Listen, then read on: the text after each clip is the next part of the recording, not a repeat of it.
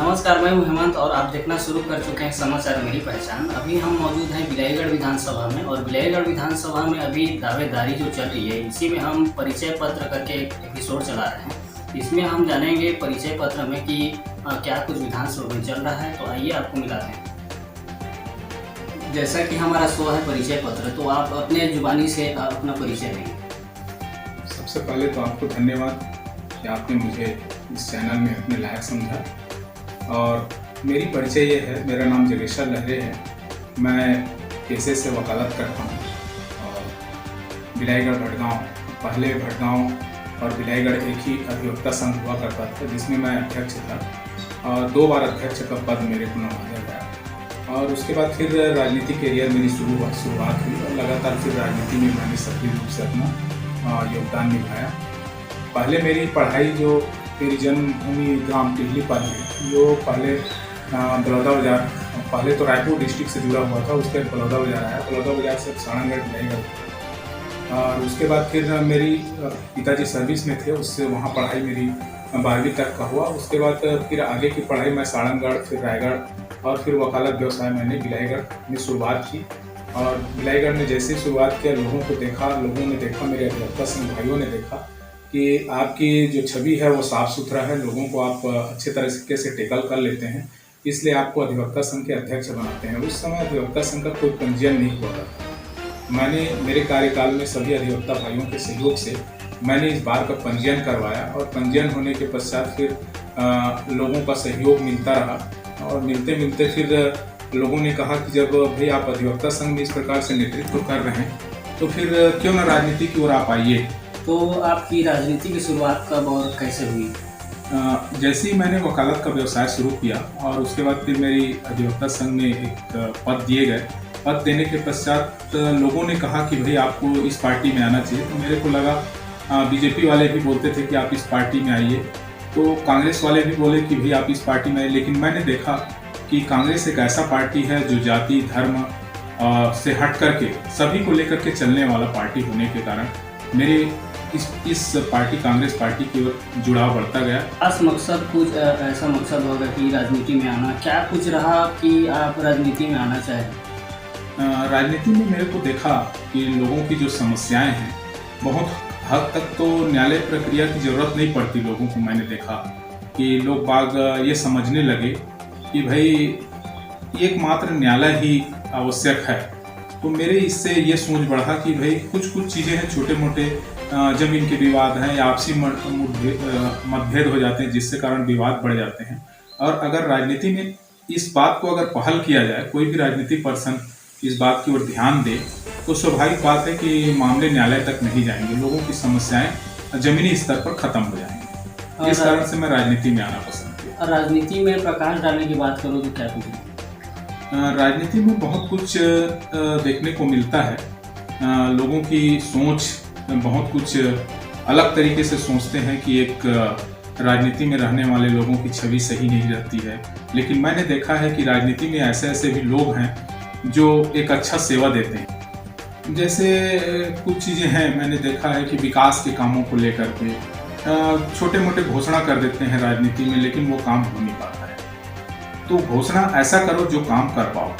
मैंने इस चीज़ को देखा राजनीति में आने के पश्चात, बहुत सारे लाइन लग जाते हैं, चाहे वो कोई पार्टी का नेता हो, और घोषणाओं की अंबार लग जाती है। लेकिन घोषणाएं ऐसी होना चाहिए जो अमल में ला सके। जैसे कि अभी हमारे माननीय भूपेश बघेल जी जो मुख्यमंत्री छत्तीसगढ़ के, उनके द्वारा जो घोषणा पत्र तैयार किए गए हैं वो घोषणा में पूरी तरह से अमल हुए हैं।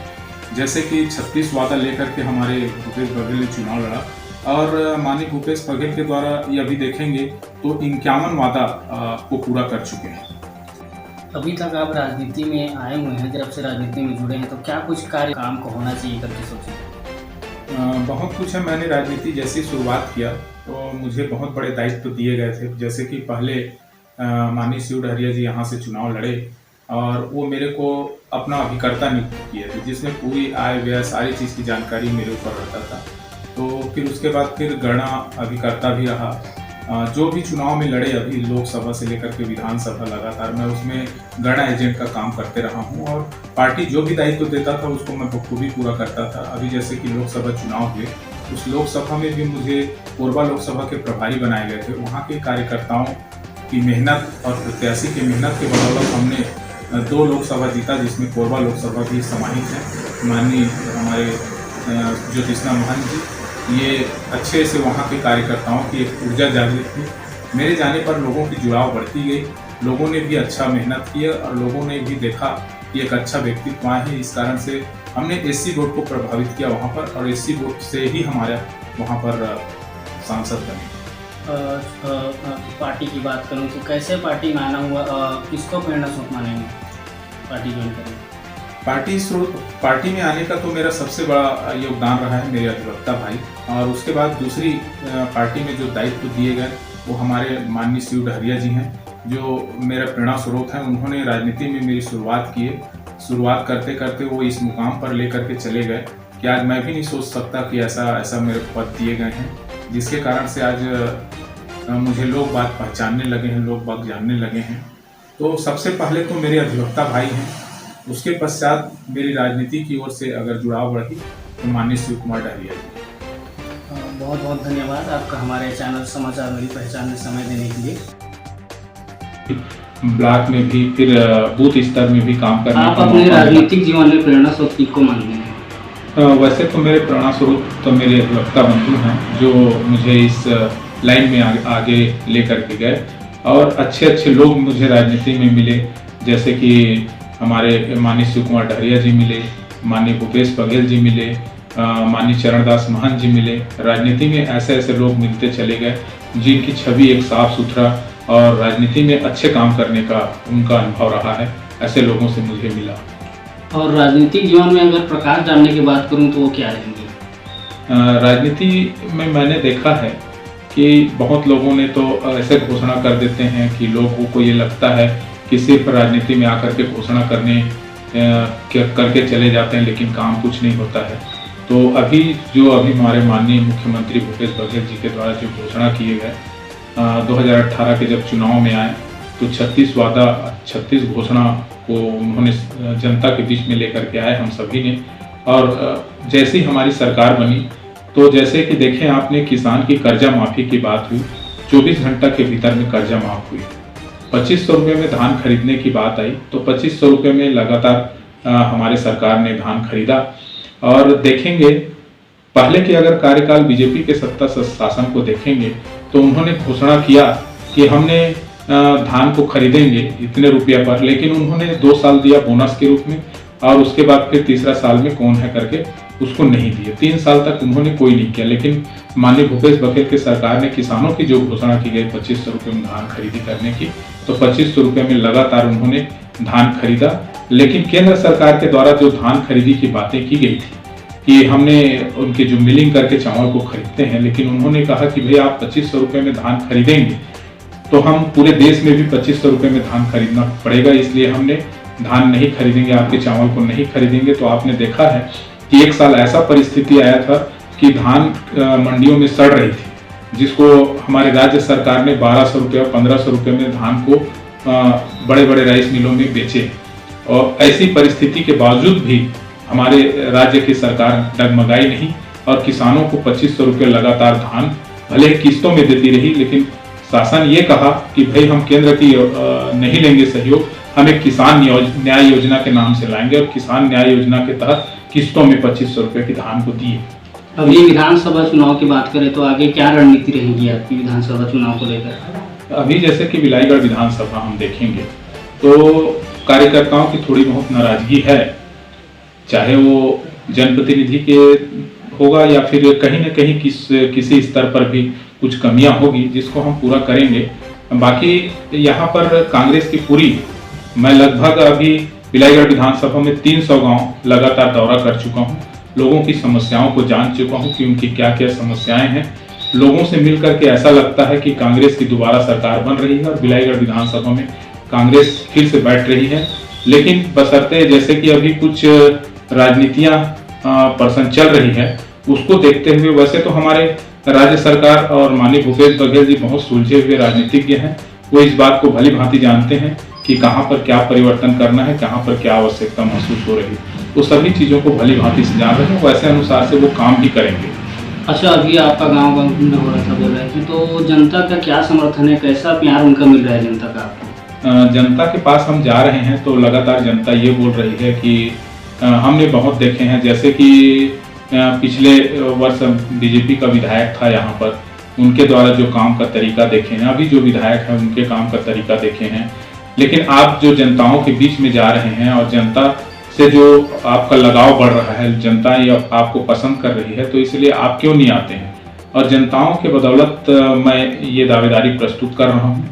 अगर पार्टी मेरे को पसंद करती है, पार्टी ये चाहती है कि आप चुनाव मैदान में आए, तो हम बिल्कुल यहाँ पर 100% जीत दिला करके फिर से माननीय भूपेश बघेल जी को मुख्यमंत्री बनाएंगे। जैसे कि पहले मैंने कहा कि माननीय भूपेश बघेल जी बहुत सुलझे हुए राजनीतिज्ञ हैं, वो हर पहलू को जानते हैं, हर समझते हैं, और हमारा कांग्रेस पार्टी भी भली भांति ये जानता है कि कौन व्यक्ति अच्छे हैं और कौन बुरे हैं, और उस लायक व्यक्ति को ही वो टिकट देते हैं। और बाकी पार्टी जिसको पसंद करती है, हम तो लगातार काम कर ही रहे हैं। पिछले 30 सालों से हम पार्टी से जुड़ा हुआ हूँ, और जब जब जिसको जिसको प्रत्याशी बनाते हैं, हम उनको जिताने का आवश्यक प्रयास करते हैं। लोगों के पास जाकर के वोट मांगते हैं, लोगों को कांग्रेस के सिद्धांत, रीति नीति सबको बताते हैं।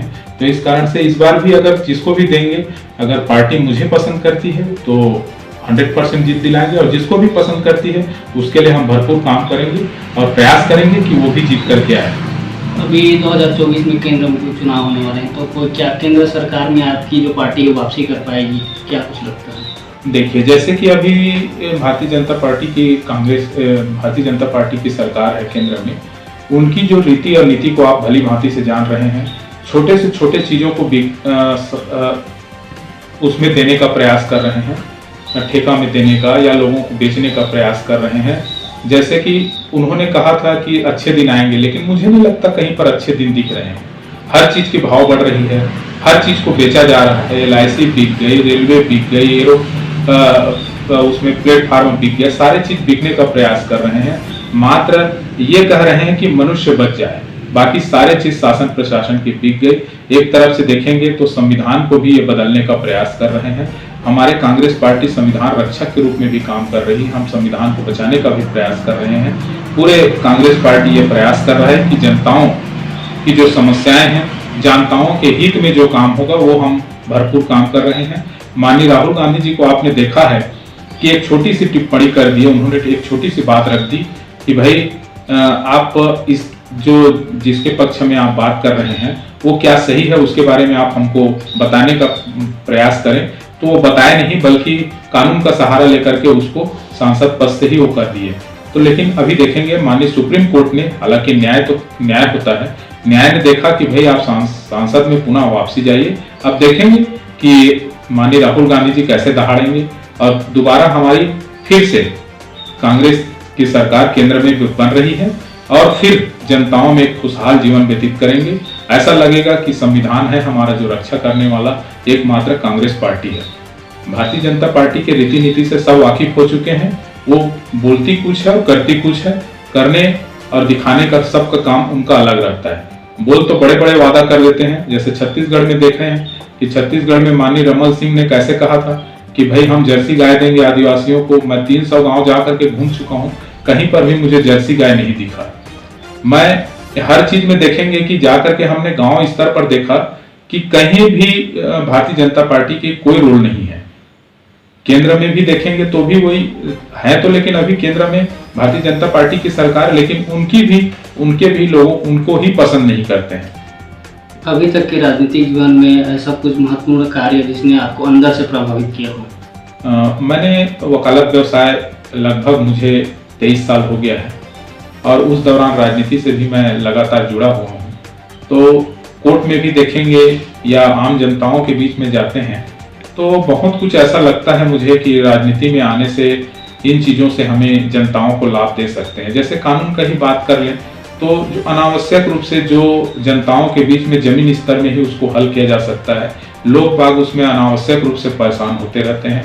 और बहुत सी चीज़ मैं देखा हूँ, लोगों के बीच में भ्रष्टाचार इस कदर समा चुका है कि उसको खत्म करना आवश्यक हो चुका है। इसलिए मुझे राजनीति में आने की आवश्यकता हुई कि मैं अगर आ जाता हूं और तो पूरी बिलाईगढ़ विधानसभा में एक भ्रष्टाचार को तो पहले समाप्त करूंगा कि भ्रष्टाचार नहीं रहेगी, चाहे वो शासकीय हो, चाहे अर्धशासकीय हो, चाहे जनता हो, और सभी लोगों को एक अच्छा काम करने का मौका मिलेगा। शासकीय कर्मचारी भी खुश रहेंगे क्योंकि वो भी चाहते हैं कि हमको जो स्वतंत्र रूप से काम करने का मौका मिले। आम जनता भी चाहेंगे कि भाई मुझे भी मेरी काम सहूलियत सुविधापूर्वक हो। तो मैं ये प्रथम प्रयास करूंगा, अगर मुझे पार्टी के द्वारा विश्वास करती है तो मैं चाहूंगा कि लोग को हर चीज सरलता से मिल जाए, सुलभ से मिल जाए। लोगों को न्याय भी अगर मिलता है तो न्याय भी जल्दी से जल्द मिले, और कहीं कुछ छोटे मोटे कामों में वो फंस जाते हैं तो जमीनी स्तर पर वो समाप्त हो, उस समस्याओं का निराकरण हो। विकास की बात को देखेंगे तो विकास ऐसा होगा, आपको देखने को मिलेगा कि आने वाला जो भी कोई पार्टी का अगर प्रत्याशी बनता है तो उसको सोचना पड़ेगा कि मुझे ये क्या काम करना है। कोई ऐसा समस्या नहीं रहेगा। जैसे कि अभी पिछले विधानसभा में जो थे पिछले विधानसभा में जो प्रत्याशी रहे हैं, जो विधायक रहे हैं, उनके द्वारा अनेकों काम छोड़ करके चले गए हैं। वैसे भी तो काम ही नहीं किए हैं वो, जो बहुत सारे काम बचे हुए हैं जिस काम को पूरा करना है। तो अगर मुझे पार्टी विश्वास करती है तो कोई इसी तरह की ताज़ा खबरें प्राप्त करने के लिए हमारे चैनल समाचार मेरी पहचान को लाइक, कमेंट और सब्सक्राइब करना ना भूलें और बेल आइकन को प्रेस कर दें ताकि इसी तरह की ताज़ा खबरों का नोटिफिकेशन आप तक सबसे पहले पहुंच सके।